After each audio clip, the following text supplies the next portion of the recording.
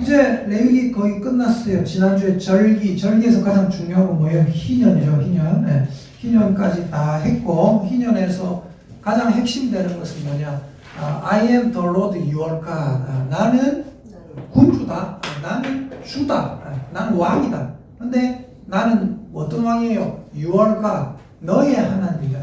하나님께서 우리의 소유가 되신다는 거거든요. 근데 너희들끼리는 소유 삼으면 돼요, 안 돼요? 내 거다 하면 됩니까, 안 됩니까? 안 되는 거예요. 그게 희년의 정신이에요. 희년은 뭐예요? 다 회복시켜주고 네 소유를 인정해주고 내가 네 거를 가졌더라도 어떻게 해요? 아이고 이거 사실 내 거 아닌데. 왜요? 다 하나님 거예요. 내 거 아닌데 하나님 거기 때문에 어떻게 하는 거예요? 돌려주는 거예요.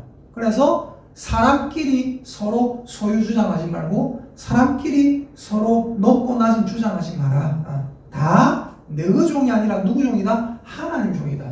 뭐 하나님 나는 뭔데요? 내가 너의 거다 아이가. 이게 희년의 정신이라고 지난주에 말씀드렸습니다. 생각나시면 아멘 할까요? 아멘. 자, 그래서 이제 오늘은 희년 다 끝났고요. 26장 1절, 2절, 3절, 4절 쭉 보면 자기를 위하여 우상 만들지 말라. 우상을 조각을 세우지 말라. 2절에 너희는 내 안식일을 지켜라. 그러다가 3절에 내 규례와 계명을 준행해라. 그러면 4절에 뭐가 있다고요? 철 따라 비를 주고 열매를 맺게 될 것이다 라는 언약입니다. 오늘은 언약과 서원에 대해서 말씀드립니다. 자, 1번 보니까요. 언약, 하나님이 세우신 언약이 있는데 아까 우리가 읽었던 26장 3절 이게 무슨 말이에요? 언약을 지키면 너희가 내 규례와 계명을 준행하면, 다른 말로 하면 언약을 지킬 시. 1번 언약을 지킬 시에는 약속이 있습니다. 어떤 약속이 있습니까? 4절에서 13절 사이에 나와 있는 그 약속입니다. 언약을 지킬 시 어떻게 한다고요? 괄호 1번 어떻게 되어 있습니까? 나는 너희를 돌볼 것이다. 하나님께서 우리를 돌보시게 될 거다. 어떻게 할 때요? 언약을 지킬 때. 그리고 그 돌보심의 핵심이 뭐냐면 11절에서 13절에 나와 있습니다. 11절에서 13절 같이 읽어볼게요. 자, 26장 11절에서 13절입니다. 시작. 내가 내 소망을 너희 중에 세우리니 내 마음이 너희를 싫어하지 아니할 것이며 나는 너희 중에 행하여 너희의 하나님이 되고 너희는 내 백성이 될 것이니라. 나는 너희를 애국 땅에서 인도하여 그들에게 종된 것을 면하게 한 너희의 하나님 여호와이니라. 내가 너희의 멍에에 빗장을 부수고 너희를 바로 서서 걷게 하리니라. 자, 보세요. 이 말씀이 11에서 13절 이 말씀이 굉장히 중요한데 이게 무슨 말씀이냐면 자 보세요. 제가 레위기는 하나님께서 내가 거룩하니 너희도 거룩하라 라고 거룩의 그 도덕법들을 말씀하신 걸 했잖아요. 맞죠?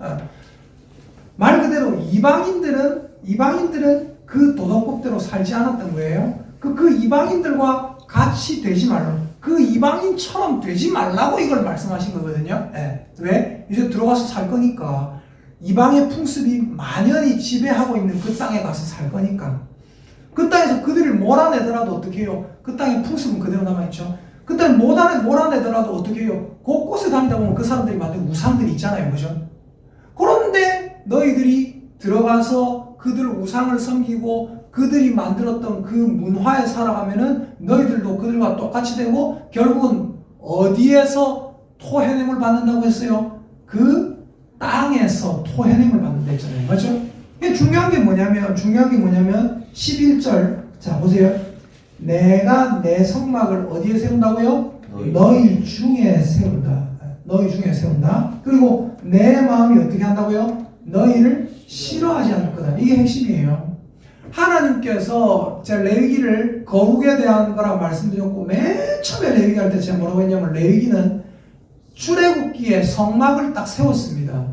출애굽기에서 성막을 딱 세우고 하나님께서 그 성막을 맨 마지막에 구름이 빽빽하게 오면서 뭐 했다고 했어요? 승인했다 했잖아요. 성막 승인식이 끝났다. 그게 출애굽기 마지막이거든요.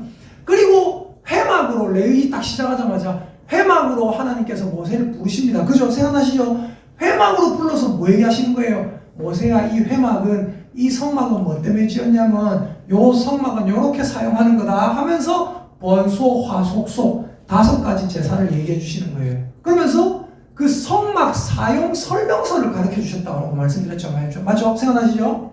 성막 사용 설명서를 가르쳐 줬는데, 자, 이 사람을 불러가지고 요 성막은 요렇게 사용하는 거다라고 가르쳐 줬는데, 이 사람이 그 성막 사용 설명서대로 성막을 사용을 안 한다. 그 설명서대로 사용을 안 한다. 그럼 어떻게 될까요? 그 성막은 거기에서 뽑힙니다. 이해되십니까? 그 성막은 거기 있을 필요가 없다는 거예요. 왜? 그 위대한 하나님의 우주를 닮은 위대한 질서를 딱 갖춘 성막을 줬음에도 불구하고, 그리고 그 사용 설명서까지 줬어요. 근데 그거를 그대로 사용을 안 해요. 그럼 어떻게 돼요? 그 성막은 나는 내 성막 너그 중에 있을 필요가 없다 이래 되는 거예요. 이해되십니까? 예? 이해되세요? 내 성막은 니는 어차피 내 성막을 안 지킬 거기 때문에, 내 성막을 내가 원하는 대로 사용 안 할 거기 때문에 내 성막은 니한테 있을 필요가 없다 이래 되는 거예요. 이해되십니까? 그 성막이 유지가 안 된다는 거예요. 그런데 11절에 보니까 너희들이 내 명령대로 잘 지키면, 아까 3절에 너희가 내 규례와 계명을 준행하면, 그 다음에 쭉 나오잖아요. 쭉 너희가 내 명령과 내 규례를 준행하면 이라는 말이 계속 들어가는 거예요. 말 그대로. 자 보세요. 3절 너희가 내 명령과 내 규례를 준행하면, 4절 내가 너희에게 철따라 비를 주리니, 또 그 다음에 3절 너희가 내 규례와 내 명령을 내 계명을 준행하면, 5절 너희의 타자가 포도 딸 때까지 비치는 너희의 포도 따는 것은 파종할 때까지 비치니, 그 다음에 3절 너희가 내 규례와 계명을 준행하면, 6절 내가 그 땅에 평화를 줄 것이고. 이해되십니까? 너희가 내 규례와 계명을 준행하면 이라는 요게 모든 거에 지금 들어가 있는 거라고요. 이해되시죠? 3절 너희가 내 규례와 계명을 준행하면, 7절 너희의 원수들을 쫓을 것이고 그들이 너희 앞에서 칼에 엎드러질 것이고, 또 3절 너희가 내 규례와 계명을 준행하면, 8절 또 너희 다섯이 백을 쫓을 것이고, 너희가 내 규례와 계명을 준행하면, 9절 내가 너희를 돌보아 너희를 번성하게 할 것이고, 너희가 내 규례와 계명을 준행하면, 10절 너희는 오래되었던 묵은 곡식을 먹다가 새 곡식으로 말미암아 묵은 곡식을 치우게 될 것이고, 3절 너희가 내 규례와 계명을 준행하면, 11절 내가 내 성막을 너희 중에 세울 것이고. 이해되십니까? 너희가 내 규례와 계명을 준행하면이라는 요 말씀이 온 말씀을 관통하고 있는 거예요. 이해되시죠? 다 요 말씀에 묶여 있는 겁니다. 이해되시죠? 자, 그러면 너희가 내 규례와 계명을 준행하면 내가 내 성막을 너희 중에 세울 것이다. 이미 세워져 있잖아요. 맞죠? 맞잖아요? 그러면 너희가 내 명령과 규례를 준행하지 않으면 어떻게 되는 거예요? 내 성막이 너희 중에서 뽑히는 거예요. 이해되십니까? 그래서 자, 너희가 내 규례와 계명을 준행하면, 그 다음에 11절 중간에 보니까 내 마음이 너희를 싫어하지 않을 것이다. 이해되십니까? 그러면 너희가 내 규례와 계명을 준행하지 않으면 어떻게 돼요? 내 마음이 너희를 싫어할 것이다. 이해되십니까? 싫어할 것이다. 근데 중요한 게 우리가 뭐 때문에 천국 가는지 아세요? 하나님이 우리를 싫어하지 않아서 천국 가요. 이해되십니까? 하나님이 우리를 싫어하지 않아서, 다시 말해서 하나님이 우리를 사랑하시기 때문에 천국 가는 거예요. 하나님께 미움받는 자는 미안하지만 천국 못 갑니다. 그 누구도. 그래서 핵심은 너희가 어떻게 할 때, 아까 3절에 나와 있던 언약을 지킬시, 여기 줄 보세요. 언약을 지킬시. 이게 조건이에요. 너희가 언약을 지킬시 나는 1번 바로 1번 나는 너희를 뭐 할 것이다? 돌볼 것이다. 그게 4절에서 13절까지 나와 있는 거예요. 그럼 그 돌보심의 핵심은 뭔가? 11절에서 13절입니다. 돌보심의 핵심 뭐예요? 자, 1번 내 성막을 너희 중에 세워서 너희를 뭐 하지 않을 거다? 싫어하지 않을 거다. 그 다음에 너희가 내 계명을 지킬 때, 3절에 나와 있는 너희가 내 규례와 계명을 준행할 때, 그 다음에 12절에 나와 있는 건 뭐예요? 나는 너희의 것이고 너희는 나의 것이다. 이해되십니까? 자, 그리고 너희가 내 규례와 계명을 준행할 때 13절 보세요. 잘 보세요. 13절 읽어봅시다. 시작. 나는 너희를 애굽 땅에서 인도하여 그들에게 종된 것을 면하게 한 너희의 하나님 여호와이니라. 뭐 할 때? 규례와 계명을 준행할 때. 그 다음에 읽어봅시다. 시작. 내가 너희의 멍에의 빗장을 부수고 너희를 바로 서서 걷게 하였느니라. 내가 너희의 멍에의 빗장을 부수고 너희를 바로 서서 걷게 하였느니라. 무슨 말이에요? 예전에는 바로 서서 걸었단 소리예요? 못 걸었단 소리예요? 예전에는 너희들의 인생이 바로 서서 걷지 못하던 인생이었단 말이거든요.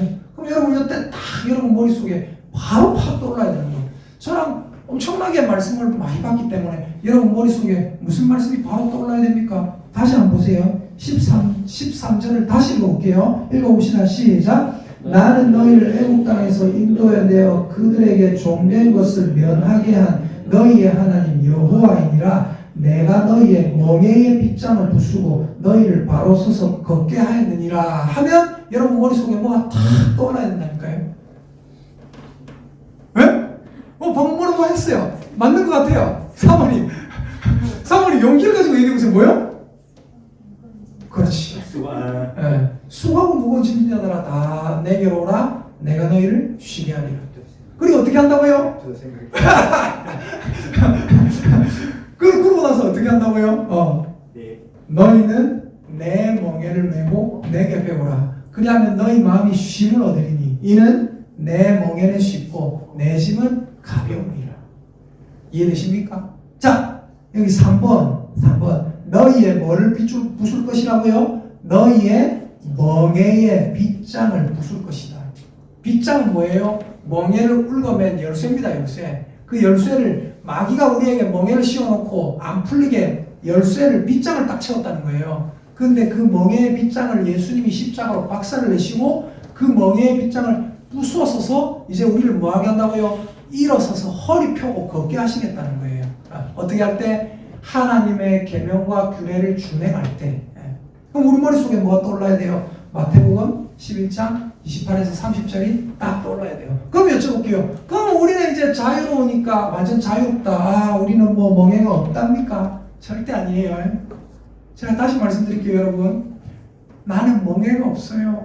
나는 완전히 자유로워요 라고 생각하는 사람들이 있어요. 미안하지만 아주 큰 착각이에요. 그 어깨에 마귀의 짐이 메워져 있어요. 그걸 죽기 전에 깨달으면 진짜 미안하지만 진짜 안타까운 거예요. 나중에 대부분의 사람들이 자기는 자유롭다라고 생각하고 나는 뭐 교회랑도 상관없고요. 나는 불교랑도 상관없고요. 난 미신도 안 믿고요. 나는 뭐 내 주님을 믿고 내 자신만 믿고 살았어요. 난 잘 먹고 잘 살았는데 나는 얽매이지 않은 사람입니다. 나중에 죽고 나서 천국문으로 가고 싶다고 딱 생각하는데 그때 딱 보면 압니다. 내가 평생 마귀에게 매여가지고 잡혀서 살았구나. 지금도 마귀의 빗장이 나한테 매어져 있구나. 그때 되면 어떻게 되는 거예요? 끝장나는 거예요. 따라합시다. 내 위에 예수님의 멍에가 매어져 있습니다. 아멘입니까? 그것을 깨닫는 것, 그것이 가장 큰 복인 줄 믿으시기를 예수님의 이름으로 축복합니다. 자, 하나님이 세우신 언약은 26장에 보니까 첫 번째 언약을 지킬 시에는 나는 너희를 돌볼 것이다. 나는 너희는 나의 것이다. 내 성막을 너희 중에 세울 것이고 너희를 싫어하지 않을 것이고 너희의 멍에의 빗장이 부서졌고 내 멍에가 너희에게 메어졌다 이래 되는 거고. 그럼 언약을 안 지킬 시에 14에서 15절 보세요. 14에서 15절 시작. 그러나 너희가 내게 청종하지 아니하여 이 모든 명령을 준행하지 아니하며 내 규례를 멸시하며 내 마음에 내 법도를 싫어하여 내 모든 계명을 준행하지 아니하며 내 언약을 배반할진대 내가 이같이 너희에게 하니 곧 내가 너희에게 놀라운 재앙을 내려 폐병과 연병으로 눈이 어둡고 생명이 쇠하게 할 것이요 너희가 파종한 것은 헛되리니 너희의 대적을 그것을 먹을 것이며 내가 너희를 치리니 하면서 쭉쭉 재앙들이 나옵니다. 이 재앙들은 다 어디에 묶여 있는 거예요? 이것도 3절이에요. 너희가 내 계명과 규례를 준행하지 아니하면 이렇게 된다는 겁니다. 언약을 안 지키실 때는 어떻게 됩니까? 핵심이 뭐냐? 여러분, 하나님의 언약을 안 지킬 시에는 핵심이 뭐예요? 딱 한 가지예요. 따라합시다. 하나님이 너희를 돌보지 않을 것이다. 저 위에 거는 핵심이 뭐예요? 너희가 하나님의 언약을 돌볼 때 너희는 하나님의 자녀가 돼서 하나님의 돌보심을 받을 거다. 근데 하나님의 언약을 안 지킬 시에는 어떻게 된다고요? 너는 하나님이 돌보지 않을 것이다. 어떤 사람이 지옥 갑니까? 하나님이 돌보지 않는 사람이 지옥 갑니다. 어떤 사람이 천국 갑니까? 잘난 사람, 착한 사람 천국 가요? 아니에요. 하나님이 돌봐주는 사람이 천국 가요. 여러분, 우리는 하나님의 돌보심을 받고 있는 것을 확실히 확신할 수 있기를 예수님의 이름으로 축복합니다. 어떤 자가 지옥 간다고요? 하나님의 돌보심을 안 받는 사람이 지옥 가요. 자, 그래서 언약을 안 지킬 시에는 하나님이, 다시 말씀드립니다. 하나님이 니는 지옥 가라 이게 아니에요. 가만히 놔두면 인간들은 전부 지옥이에요. 근데 그 중에 하나님이 찾아오셔서 사람들에게 손을 내밀어라. 내 손을 잡아라. 예수 그리스도의 손을 잡은 사람은 어떻게 되는 거예요? 하나님이 돌보시는 사람이 되는 거예요. 그래서 하나님이 돌봐서 천국으로 보내는 거고, 일반적인 사람들은 뭐예요? 하나님의 돌보심을 받기 싫어하는 사람들은 뭐예요? 미안하지만 하나님이 지옥으로 던지는 게 아니에요. 이미 지옥에 있어요. 그리고 가만히 놔두기 때문에, 하나님이 돌보지 않기 때문에 결국은 죽을 수밖에 없게 되는 겁니다. 이해가 되십니까? 네. 절대로 하나님이 지옥으로 집어 던지는 게 아니에요. 네. 제가 요 얘기를 예전에 되게 자주 했는데 이걸 잘 들으세요. 자, 우리 인생은 원래 인간이 뭐예요? 흙입니다. 흙. 그잖아요? 자, 여러분의 인생과 저의 인생은 이렇게 비탈길 위에 있어요. 미끄럼틀 위에 있어요. 그리고 미끄럼틀 위에서 점점, 저 밑에는 지옥 불구덩이입니다. 지옥 불구덩이로 점점 미끄러져 내려가고 있는 진흙으로 만들어진 인형이에요, 사실은. 근데 가만히 놔두면 얘는 결국 미끄러지다가 지옥에 갈 수밖에 없어요. 점점 미끄러지고 있기 때문에. 근데 미끄러지고 있는 이 진흙으로 만들어진 인간 인형에게 하나님께서 생기를 불어넣으시고, 하나님께서 너희들 요대로 있으면 떨어져 죽는다라는 걸 알게 하셨어요. 그래서 하나님이 어떻게 하시느냐? 자, 여기에서 내가 예수 그리스도라는 줄을 내려줄 것인즉 요 줄을 잡고 올라오라 그랬어요. 정신 차리게 하시고. 그래서 우리가 정신 차리고 예수님의 손을 잡고 줄을 잡고 의차 누구 발로 걸어가요? 우리 발로 걸어가요. 우리 발로 걸어서 저 미끄럼틀 위에까지 안전지대에 도달했습니다. 안전지대에 이제 도달했어요. 완전히 안전하게 됐어요. 이제 안 떨어져요. 네. 여쭤볼게요. 이게 100% 하나님의 은혜입니까? 아니면 인간의 공로가 요만큼이라도 들어가 있습니까? 어떤 사람은 이상하게 생각을 하고요. 인간의 공로가 들어있다고 생각을 하고요. 잘 생각해 보세요. 인간의 공로가 들어있는지.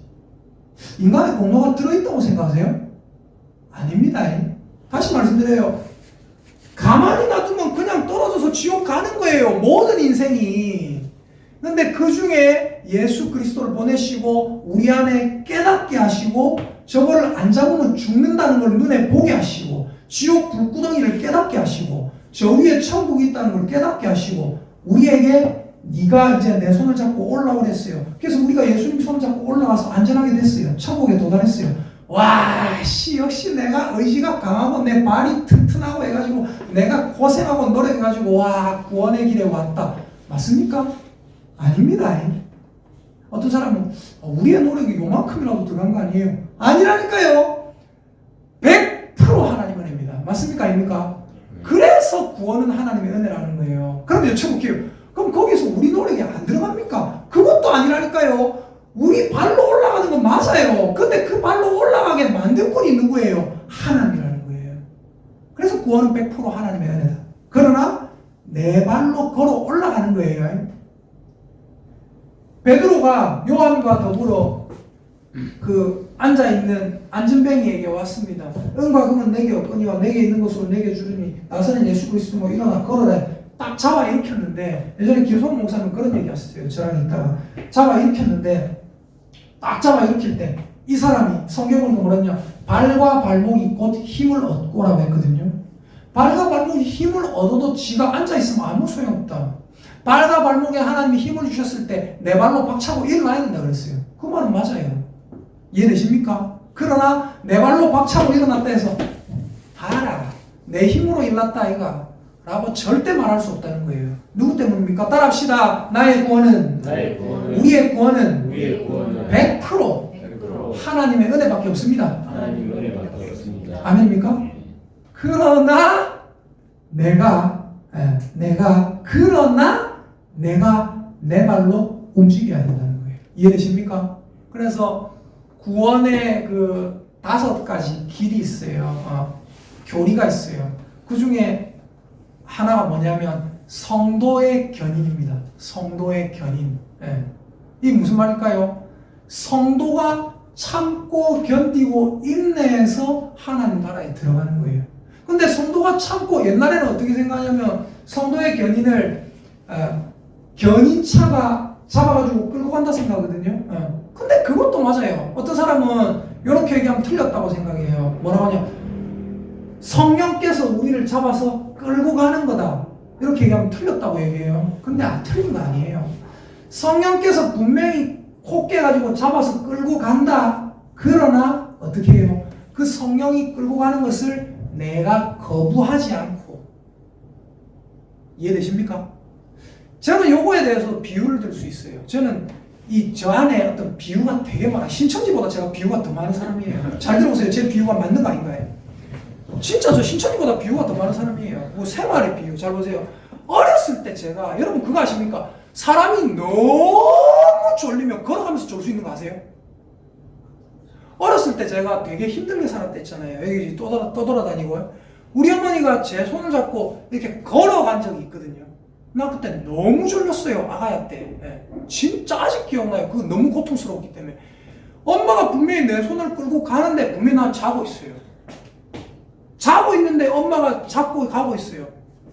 내 발로, 다리가 막 풀리려고 하는데 내 발로 걸어갔어요. 이해되십니까? 엄마가 나를 잡고 갔어요. 맞잖아요? 엄마가 나를 안 잡아주면 나는 철푸덕 쓰러지거든요. 엄마가 분명히 나를 잡고 가는데 누구 발로 걸어갔어요? 내 발로 걸어갔어요. 이해되십니까? 따라합시다. 성령이 나를 잡고 계신다. 그러나 내 발로 걸어가야 된다. 견뎌내고 이겨내고 싸워낼 수 있기를 예수님의 이름으로 축복합니다. 네. 자, 그러면 이제 언약을 지킬 경우에는 하나님이 돌보실 거고, 언약을 안 지킬 경우에는 돌보지 않을 것인데, 그러면 이 사람들이 언약을 안 지켜가지고 엉망이 됐어요. 박살이 났어요. 그럼 그걸로 끝인가? 아니에요. 기회가 있어요. 뭐예요? 회개할 기회가 있다. 자, 3번 읽어봅시다. 뭐 할 시? 회개할 시. 회개할 시에는 어떻게 됩니까? 26장 42절과 45절 한번 볼게요. 자, 26장 42절과 45절. 자, 42절 볼게요. 42절과 45절.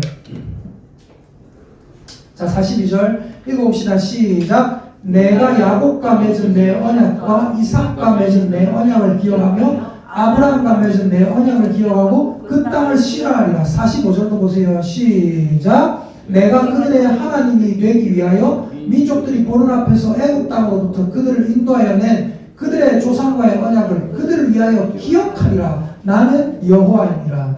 하나님이 회개하는 자는 어떻게 한다고요? 그들의 조상과 맺은 뭘 기억한다고요? 언약을 기억하신다. 언약을 기억하셔서 그들이 돌아올 때 하나님이 어떻게 하신다고요? 받아주신다는 거예요. 받아주신다.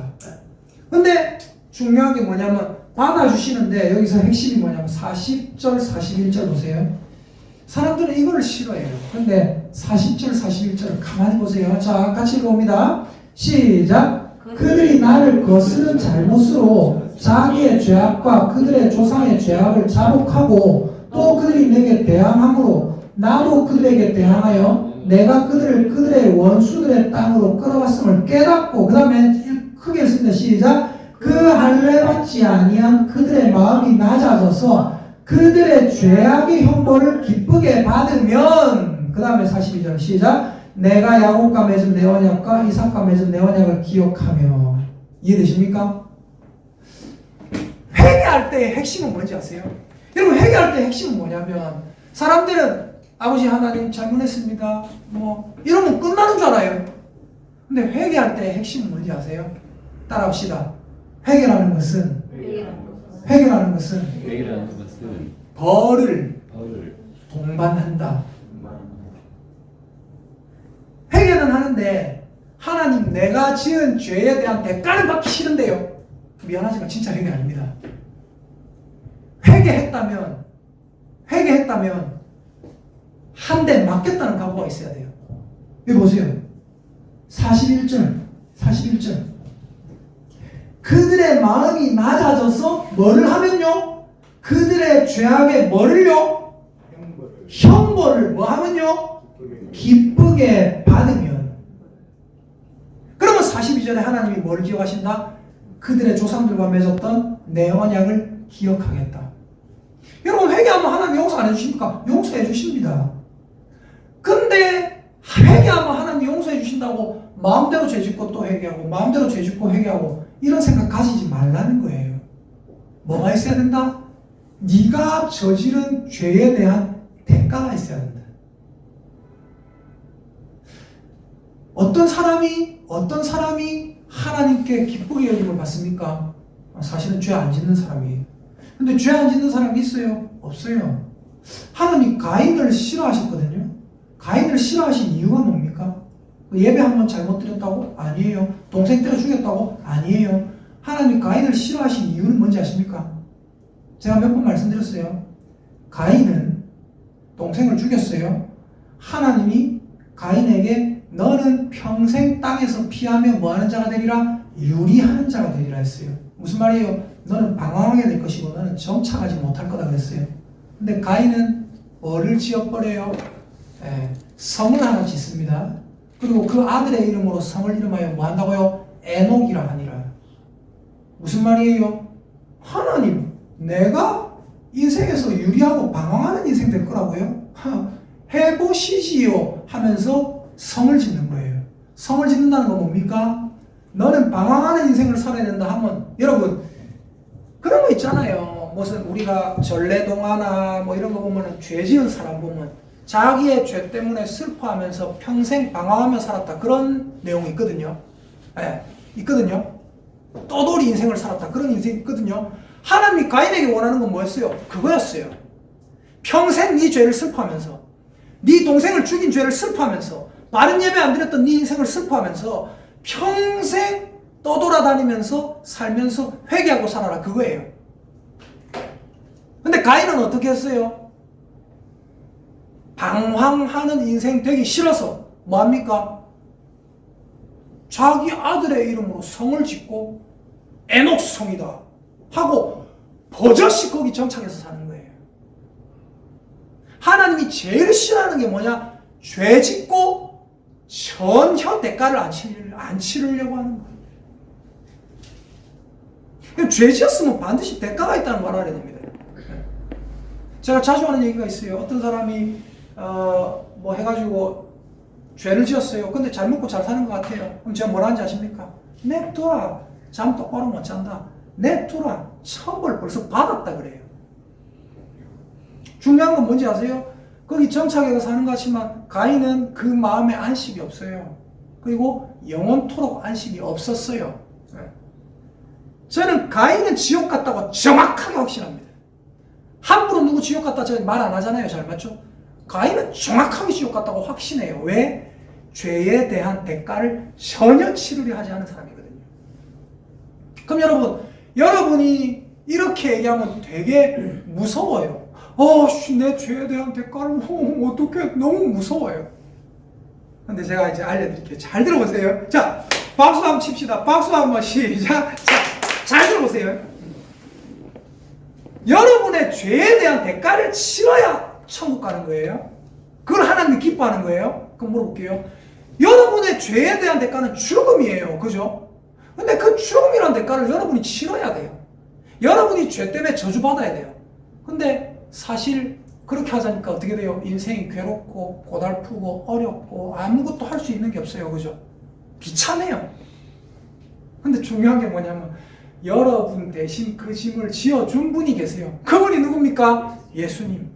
예수님이 죽음이라는 대가를 치러주셨고 예수님이 십자가에 못 박혀 죽으셨거든요. 나무에 달린 자마다 뭐 아래에 있는 자다 했어요? 저주 아래에 있는 자다 그랬어요. 예수님이 나무에 달렸다는 것은 예수님이 우리 대신에 저주를 받았다는 거예요. 예수님이 괴로움과 고통과 고아, 그리고 모든 질병과 예수님이 사망의 고통을 우리 때문에 비참함을 다 겪으신 거예요. 자, 그렇다면 여쭤볼게요. 예수님이 다 치러주셨으니까 끝! 너무 홀가분하다. 나는 어차피 천국 가네. 이게 맞습니까? 그럼 여러분에게 부과된 게 있어요. 분명히 죄를 지으면 대가가 있댔잖아요. 예수님이 다 치러줬어요. 그럼 여러분이 해야 될 대가는 뭡니까? 그렇죠. 뭐예요? 예수님이 나한테 부과해 주신 그 멍에를 지는 거예요. 이해되십니까? 그리고 그 멍에가 너무 어려운 것 같아요. 아니에요. 너무 어려운 짐은 예수님이 다 지셨어요. 예수님은 너희들이 그래 사실은 내처럼 이래 십자가에 못 박혀야 되고 너가 지옥의 고통을 당해야 되는데 너희가 그 고통 어찌 당하겠노? 내가 다 당했다. 그럼 예수님 나는 뭐 할까요? 대가를 지긴 지어야 되는데 자 내가 지어주는 멍에를 메라. 이해되세요? 예수님이 우리에게 멍에를 메어주시는 게 우리에게 힘들게 하려고 하는 게 아니라 죄의 대가를 담당해야 천국 가기 때문에 이해되십니까? 우리를 위해서 그걸 지어주시는 거예요. 이해가 되시면 아멘. 이게 비밀입니다. 예수님 뭐 때문에 자기의 멍에를 지어주시나? 우리도 대가를 치르지 않으면 구원이 없기 때문이에요. 이해가 되시면 아멘. 자, 그래서 여기가 이 회개할 시에는 하나님께서 이렇게 우리에게 해주실 것이다. 회개할 시에는 하나님께서 우리에게 이렇게 해주시고 기억해 주신다. 조상과의 언약을 기억해 주신다. 이 내용이 바로 그런 내용이 되겠습니다. 자, 그러면 이제 이번 서원 예물에 대해 요거는 이제 간단하게 말씀드릴게요. 27장 8절 한번 볼까요? 27장 8절을 보시면요. 자, 같이 읽어보겠습니다. 시작. 그러나 서원자가 가난하여 내가 정한 값을 감당하지 못하겠으면 그를 제사장 앞으로 데리고 갈 것이요 제사장은 그 값을 정하되 그 서원자의 형편대로 값을 정할지니라. 이거 27장은 뭔 내용이냐면 위에 제목이 뭐라 적혀 있어요? 서원 예물의 값이라 적혀 있죠. 서원 예물이라는 것은 뭐냐면 어떤 사람이 자 2절 보세요. 이스라엘 자손에게 말하이르라 어떤 사람이 사람의 값을 여호와께 드리기로 분명히 서원하였으면 너는 그 값을 정할지니. 무슨 말이냐면 여기서 서원한다라는 말은 하나님 제가 성전의 일을 하겠다 이 얘기거든요. 하나님 제가 성전의 일을 하겠다. 쉽게 말해서 제 인생을 하나님께 바치는데 하나님 일을 하는데 다 드리겠다라고 서원했을 경우에 그 서원을 물으려면 어떻게 되냐면 3절 보세요. 네가 정한 값은 20살로부터 60살까지는 남자면 성소의 세겔로 값으로 은 50세겔로 하고 여자면 그 값을 30세겔로 하고 5살부터 20살까지는 남자면 그 값을 20세겔로 하고 여자면 10세겔로 하고 1개월부터 5살까지는 남자면 그 값을 은 5세겔로 하고 여자면 그 값을 은 3세겔로 하며 60살 이상은 남자면 그 값을 15세겔로 하고 여자는 10세겔로 하라. 여기 가만히 보면 자 이게 왜 이렇게 달라지냐면 3절 보세요. 네가 정한 값은 20살로부터 60살까지는 남자면 50세겔 여자면 30세겔이잖아요. 맞죠? 상대적으로 남자가 값이 많이 매겨져 있죠. 맞죠? 자 그리고 보세요. 여자는 약간 낮게 매겨져 있고 5절 보니까 5살로부터 20살까지는 그 값을 몇 세겔로 한다고요? 20세겔로 한다. 더 작게 매겨져 있죠. 또 5살부터 20살까지는 여자는 몇 세겔로 해요? 10세겔로 한다. 1개월로부터 5살까지는 남자면 그 값을 몇 세겔로? 5세겔로 여자면 그 값을 3세겔로 점점 작아지죠. 뭐에 따라 작아지는지 아십니까? 자기가 자기의 인생을 주장하는 사람은 값이 높아요. 무슨 말인지 이해되십니까? 제가 여러분 그 얘기 한번 안 했던가요? 옛날에 제가 어떤 기도원에 올라가가지고 그거 하다가 제가 초등학교 5학년 때 그 기도원에 기도굴이 있는데 거기 들어가가지고 그 보니까 아픈 암 환자 이름이 막 적혀 있어요. 암 환자 위해서 막 기도하다가 저도 막 그때 맨날 예배드리고 그러니까 저도 은혜 받았는 것 같아요. 올라가고 그 기도원 기도굴에서 아픈 암 환자 위해서 기도하다가 제가 그때 했던 게 서원 기도예요. 하나님 제가 목사 되겠습니다. 주변에서 워낙 목사들이랑 많이 하고 듣도 하니까 초등학교 5학년 때 그리고 나서 이제 제가 진짜 돼야 되는가 방황하고 어쩔까 하다가 이 길로 가긴 갔는데 그때 한번 쇼부를 봤다 그랬잖아요. 학교도 한번 안 가고 막 대학교 때 그래 막 기도하고 했댔잖아요. 그래가지고 말씀으로 응답받았다 했잖아요. 맞죠?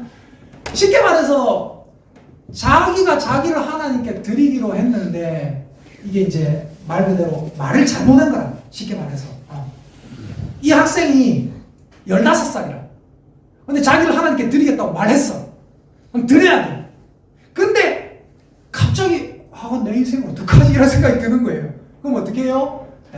학생일 경우에는 물으려면 값을 조금 매기고 여자들일 경우에는 물으려면 값을 좀 덜 매기고. 이해되십니까? 아까 1개월부터 5살까지 5살 애가 우리 한 5살 6살 되는 하루 있잖아요. 하루 6살 하루가 하나님 제가 여자 목사님이 될 거예요 이랬다. 그랬다고 해가지고 무조건 그 인생이 그래 돼야 되는 게 아니고 그걸 부모가 물으면 어떻게 해야 된다? 요 정도 성전에 내고. 이해되십니까? 물을 수 있다는 거예요. 이해가 되시면 아멘. 근데 물을 수 있는데 그냥 물기는 좀 그거잖아요. 그래서 값을 부활했어요. 근데 8절 보세요. 8절. 요게 핵심입니다. 8절. 읽어봅시다. 시작. 그러나 서원자가 가난하여 네가 정한 값을 감당하지 못하겠으면 그를 제사장 앞으로 데리고 갈 것이요. 그 다음에 제사장은 그 값을 정하되 그 서원자의 형편대로 값을 정할지니라. 이해되십니까? 여기서 핵심은 뭐냐? 여기서 핵심은 2번 서원 예물에 대해 1. 뭐 하지 못하게 한다고요? 함부로 뭐 하지 못하게? 서원하지 못하게 한다. 여러분의 자녀들이 어려서 뭣도 모르고 서원할 수 있어요. 하나님 제가 선교사가 될 거예요. 함부로 서원하지 못하게 하려고 뭐를 매긴다고요? 그걸 물을 때 값을 매겨요. 근데 그 값이 너무나 크면 어떻게 될까요? 서원 한번 잘못해가지고 아들의 인생을 망칠 수 있어요. 이해되십니까?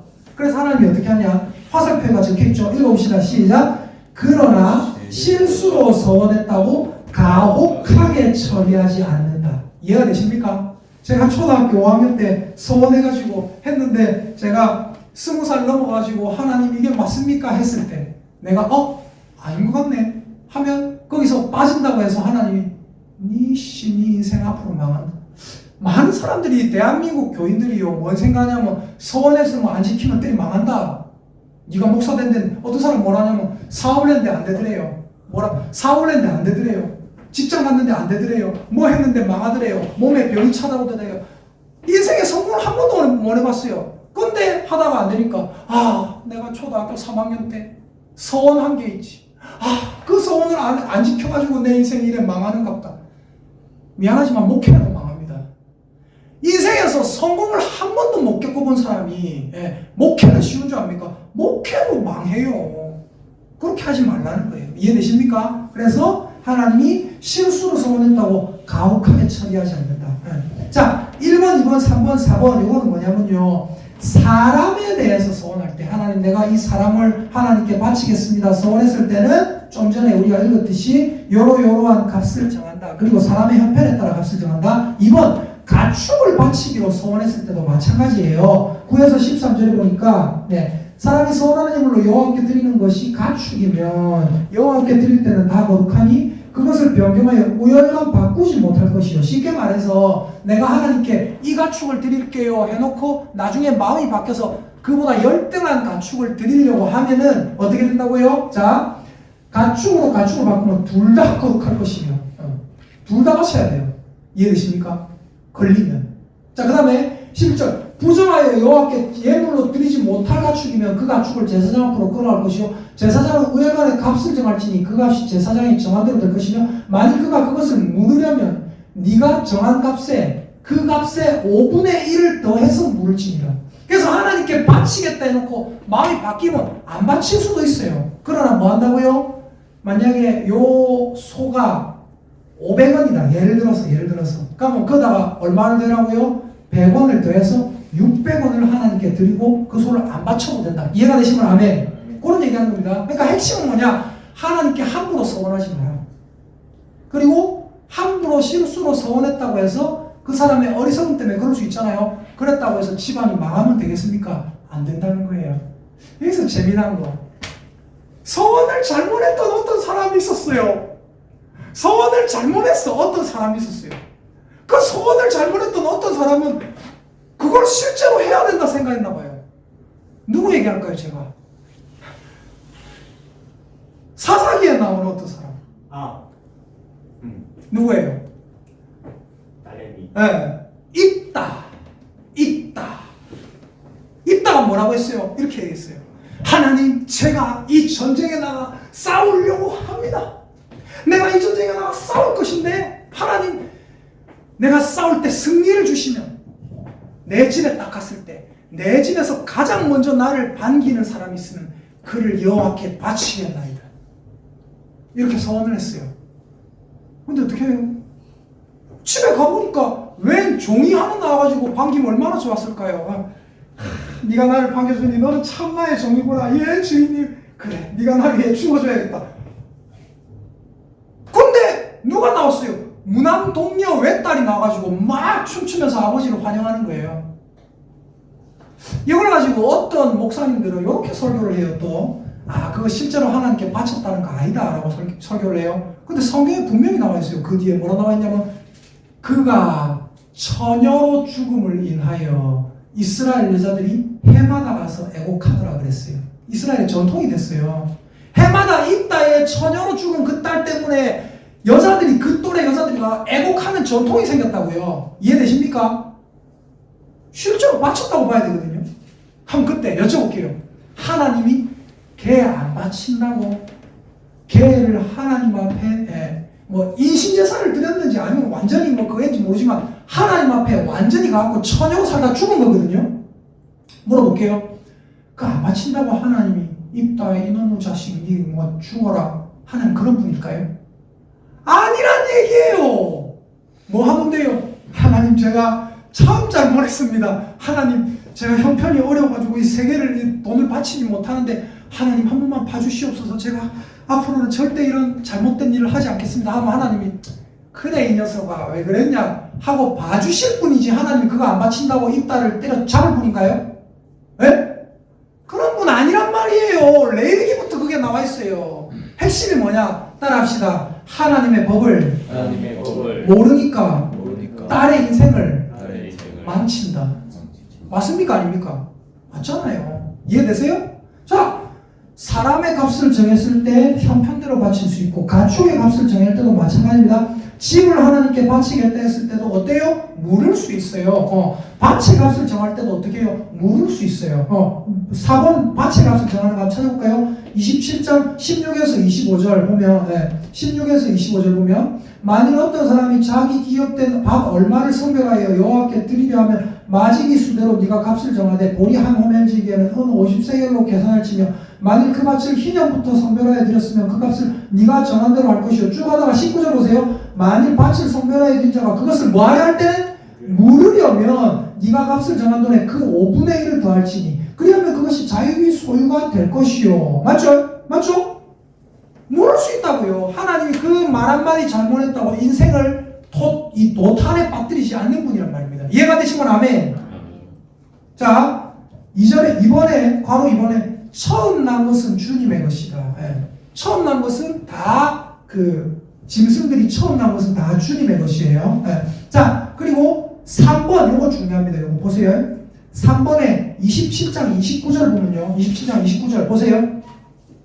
읽어보겠습니다. 시작. 온전히 바쳐진 그 사람은 다시 무르지 못하나니 반드시 죽일지니라. 와, 이게 뭐지? 온전히 바쳐진 그 사람은 다시 무르지 못할지니 반드시 죽일지니라. 그럼 이게 입다 그 딸한테 해당되는 거 아닌가? 야, 반드시 죽이라 돼 있네. 여러분, 근데 여기 제가 적어놓은 거 있죠. 여호수아 7장 1절. 여호수아 7장 1절 찾아볼까요? 찾아보세요. 이런 말씀을 저와 함께 쭉쭉 보시면 결국은 다 이해하게 됩니다. 진짜예요. 제가 괜히 하는 소리가 아니에요. 여러분 지금 많이 그게 올라왔을 겁니다. 여호수아 7장 1절 보세요. 여호수아 7장 1절. 온전히 바친 사람 반드시 죽여야 된다. 이게 뭔 소린가? 여호수아 7장 1절 보세요. 자, 같이 읽어보겠습니다. 여호수아서 7장 1절 328페이지. 자, 같이 읽어보겠습니다. 시작. 이스라엘 자손들이 온전히 바친 물건으로 말미암아 범죄하였으니 이는 유다지파 세라의 정손 삽디의 손자 갈미의 아들 나간이 온전히 바친 물건을 가졌습니다. 여호와께서 이스라엘 자손들에게 진노하시니라. 여기 무슨 말이 나와요? 온전히 바친 물건이란 말이 나오죠. 맞죠? 아까 우리 레위기에서 본 게 뭐예요? 온전히 바친 사람. 맞죠? 온전히 바쳤단 말은 무슨 말이에요? 무슨 말이냐면 아간이라는 사람이 못된 놈 하나 있잖아요. 이 사람 때문에 막 난리가 나잖아요. 맞죠? 예. 아이 성애가 많이 죽잖아요. 맞죠? 이 아간이라는 사람이 온전히 바친 물건을 자기의 소유로 훔쳐가지고 숨겨놓잖아요. 맞죠? 그 죄 때문에 많은 사람이 죽잖아요. 맞죠? 온전히 바친 물건이라는 얘기는 무슨 말이냐 이 얘기예요. 마땅히 하나님께 바쳐져서 죽어야 될 물건. 즉 하나님이 사울에게 말씀하셨을 때 뭐라고 했어요? 아말렉 가가지고 양과 소와 모든 걸 다 깡그리 씨를 말라버리라 했잖아요. 그런 거. 하나님이 보셨을 때 이 세상에서 사라져야 할 물건, 그게 뭐예요? 온전히 바친 물건이에요. 이해되십니까? 그럼 아까 레위기에 나와 있던 27장 몇 절입니까? 29절에 나와 있는 온전히 바쳐진 사람은 죽일지니, 그게 뭐예요? 무슨 말이냐면 성경에 죽임 당할 죄가 있어요. 하나님을 욕했다든지, 성전을 더럽혔다든지, 이해되십니까? 이런 우상을 섬겼다든지 죽임을 당할 죄, 또 하나님이 예를 들어서 동성애자들 죽이랬잖아요. 맞죠? 그런 죄를 저지른 자는 뭐라고요? 온전히 바쳐진 사람인 거예요. 이해되십니까? 이 세상에서 없어져야 될, 사라져야 될 사람. 이해되십니까? 그런 사람은 네가 값을 줘서 물을 수 있다 없다? 없다. 완전히 죽여보라. 이해되십니까?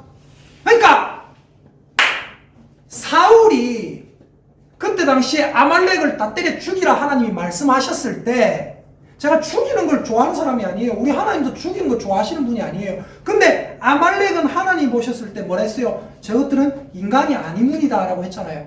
말 그대로. 그런 사람들을 하나님께서 완전히 박살내라 했을 때, 그때 사울이 뭐라고 했어요? 하나님께 바치고 예배 드리려고 양과 소와 좋은 것들을 살려놨습니다 했단 말이에요. 물어볼게요. 그는 자기의 생각으로 예배 드리려고 물을 수 있는 거였습니까? 없는 거였습니까? 물을 수 없는 거예요. 여기 조항이 분명히 나와 있잖아요. 레위기 27장 29절. 온전히 바치라 했던 그것, 온전히 바쳐진 물건, 온전히 바쳐진 그 사람은 무르지 못한다, 반드시 죽일지니라 했잖아요. 맞죠? 사울은 이 조항을 몰랐던 거예요. 이해되십니까? 한 번 더 따라합니다. 말씀을 모르니까 망한다. 여러분 11조를 물을 수 있습니까? 27장 31절 보세요. 27장 31절. 자, 같이 읽어보겠습니다. 시작. 또 만일 어떤 사람이 그의 11조를 물으려면 그것에 5분의 1을 더할 것이요.